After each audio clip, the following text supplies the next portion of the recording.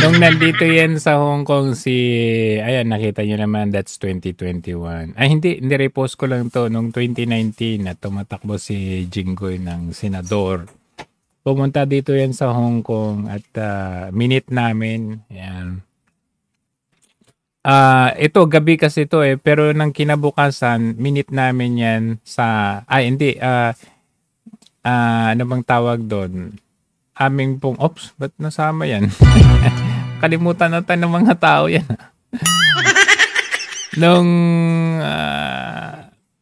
kinabukasan nitong itong gabi na ito ay aming pong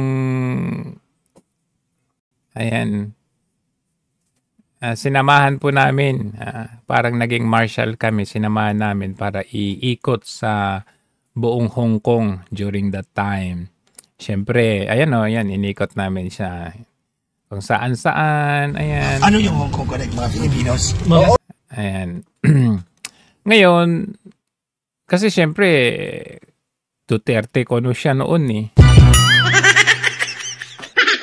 Pero, ayan, ito, sino ba anak niya ito tumatakbongan, basta, yun sila.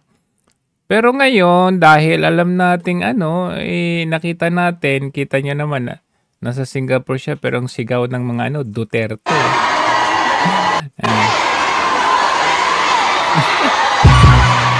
Duterte! Duterte!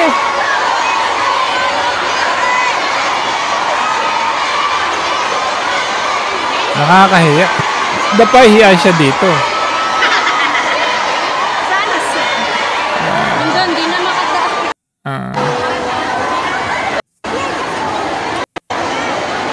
May nagsigaw pa dito na Marcos resign daw eh.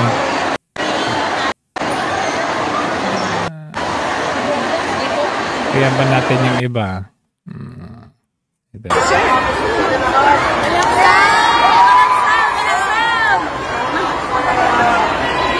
Mas malakas pa yung sigaw ng Duterte kasi dun sa megaphone niya.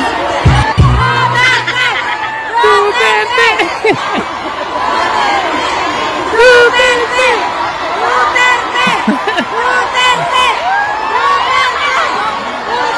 Wala, mas malakas pa kasi doon sa megaphone niya. Tingnan niyo sa taas. Doon nagdo-Duterte din sila.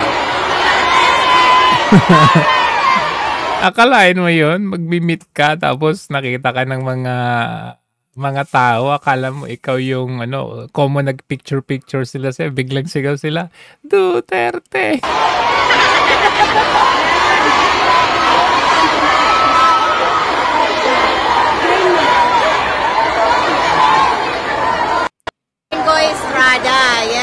Ayan. Yan, buti nga. Yan yung boses ng taong bayan talaga. Hindi ko mo nakipag-picture-picture sa inyo yung mga yan. That shows na malakas na kayo. But anyway, anyhow, ayan. Yung sigaw na yan ng na yan, yan talaga ang totoong sigaw ng taong bayan.